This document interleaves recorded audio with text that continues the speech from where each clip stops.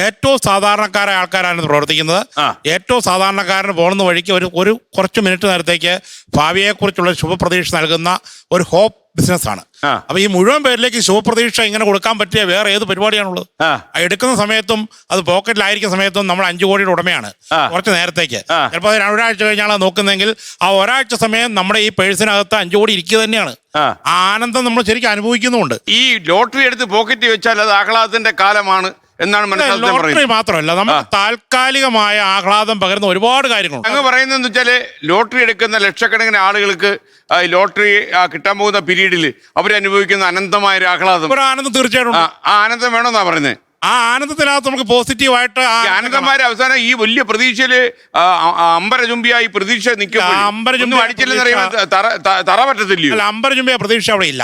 ഒരു ചെറിയൊരു പ്രതീക്ഷയുണ്ട്, ആ സന്തോഷമുണ്ട്.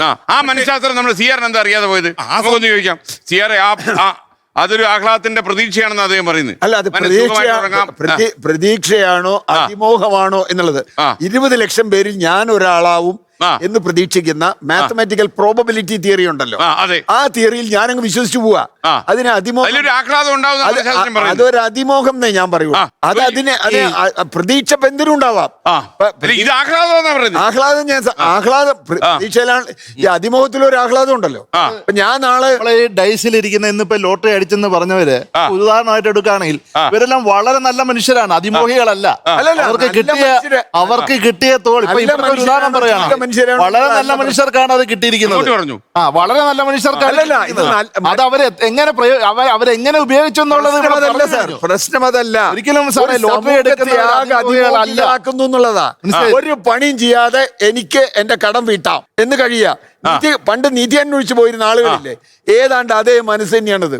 നിധി അന്വേഷിച്ച് മെക്കനാൻസ് ഗോൾഡ് സിനിമ പോലെയുള്ള സ്ഥലത്ത് എവിടെയെങ്കിലും ലോട്ടറി എന്ന് പറയുന്നത് ഒരു ചിട്ടി പോലെയോ അല്ലെങ്കിൽ ഒരു സിസ്റ്റമാണ്. അതൊരു ഡ്രോ സംവിധാനമാണ്. അത് ഇത്ര പെർസെന്റേജ് ആളുകൾക്ക് കൊടുക്കും. ഞാൻ പറഞ്ഞില്ലേ, കേരള ലോട്ടറി 4 ലക്ഷം ആളുകൾക്കാണ് കൊടുക്കുന്നത്.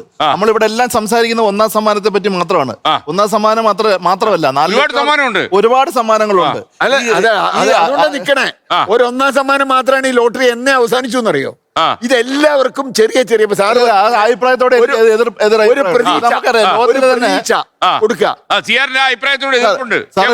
ലോകത്തിലെ തന്നെ ഏറ്റവും ശ്രദ്ധയാകർഷിക്കുന്ന ഒരു ലോട്ടറിയാണ് ദുബായിലുള്ള. നമ്മൾ കേൾക്കുന്നില്ല, 36 കോടി അടിച്ചു, 50 കോടി.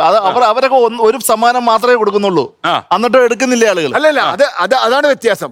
ഇവിടെ അങ്ങനെ ഒരു സമ്മാനം മാത്രമാക്കിയാൽ ഈ ലോട്ടറി നിന്ന് പോവും.